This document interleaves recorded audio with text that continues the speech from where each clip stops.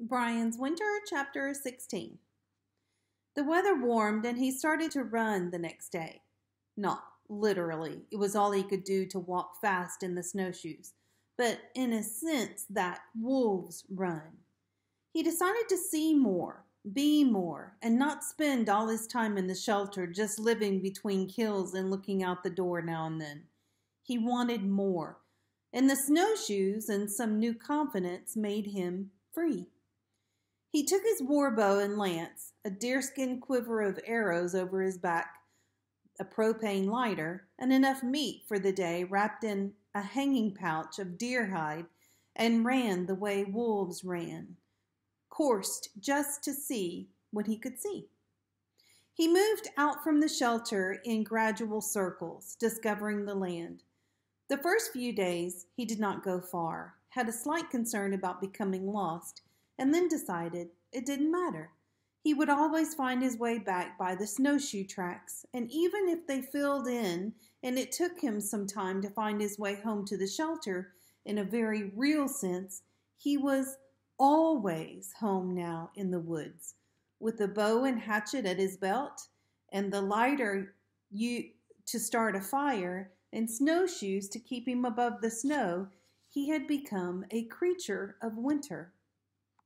Home was where he stopped to have a fire, and by the end of a week, the warm weather held, rising to 30 above during the day, he actually stayed out away from the shelter for a night and sat by a fire in his clothes, listening to wolves howling, seeing 1,000 diamond eyes from the firelight glittering in the snow around the fire pit. The next day, it grew warmer still, and he was working a ridge about 4 miles from camp hunting a moose. He had no intention of killing the moose, but was hunting like a wolf. Not always to kill, but to know, to see. He had seen the moose, a large bull with both antlers gone, earlier in the day, and had locked onto its tracks and followed a 1/4 mile back, watching the moose through the trees as the moose nibbled on the same willow shoots Brian had seen the deer eating. They made it look so good, he tried them, but they tasted like wood to him, and he spit them out. The moose didn't know Brian was there, and Brian studied him carefully, watching him eat and move.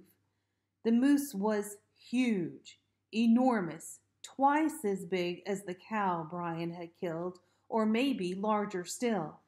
Brian doubted that even with a full draw and very sharp arrow, he could get a shaft deep enough to kill him. Perhaps with the lance and a good solid lunge, or by having the bull run onto the spear as the cow had done.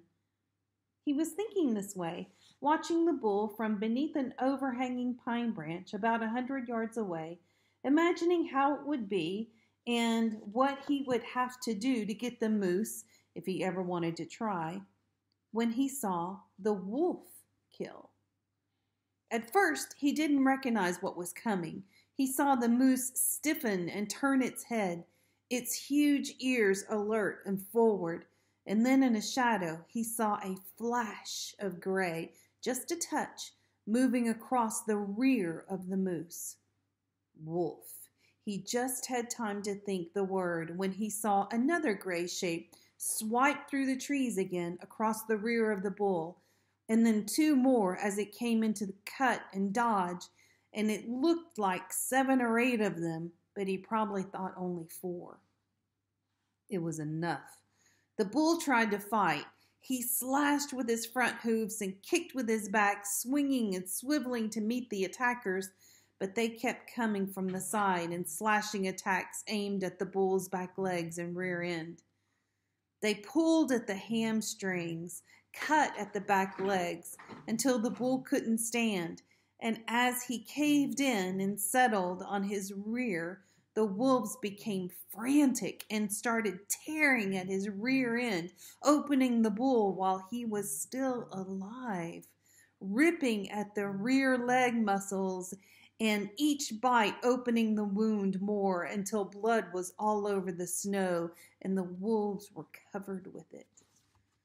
And they ate him that pulling at his rear while he still lived, pulling his insides out while he tried to pull himself away with his front legs until he was at last too weak and fell forward, still alive, still living, while they ate him.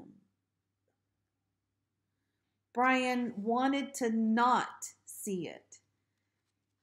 He had thought killing with the arrows was slow and bad, but this was nothing like this.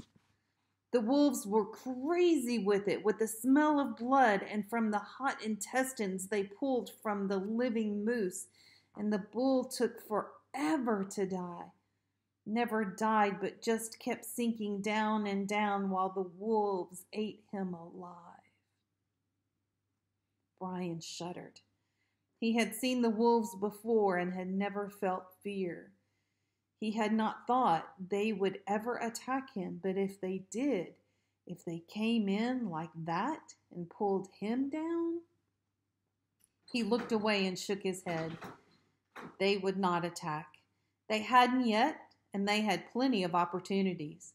They ate deer and moose, and hopefully not boys. But still, as Brian left them eating and moved quietly away, still he kept an arrow in the bow and his fingers on the string and kept looking over his shoulder back at them, pulling at the bull and gorging on the warm meat. And later that night in the shelter, he sat by the fire and wondered how it could be so horrible. How nature could let an animal suffer the way the moose had suffered. The wolves were just being natural, and he understood the need to kill. He would himself die if he did not kill. But so slowly. He stared into the flames for a long time thinking of it, and thought he would dream of it when he slept, but he didn't. Instead, he dreamed of home, of sitting watching television with his mother and father, and when he awakened, it was well past daylight, the latest he'd ever slept in some time. He went outside to the bathroom, and the weather was so soft and warm he didn't need his parka. A warm day in December. And he turned back to build a fire and boil meat when he heard two trees explode. Some distance off, one pop, and after a short pause, another one, pop, pop. And he had the fire going and the pot on with snow and meat set to boil when he realized what he had heard, or what he hadn't heard. It was too warm for trees to explode.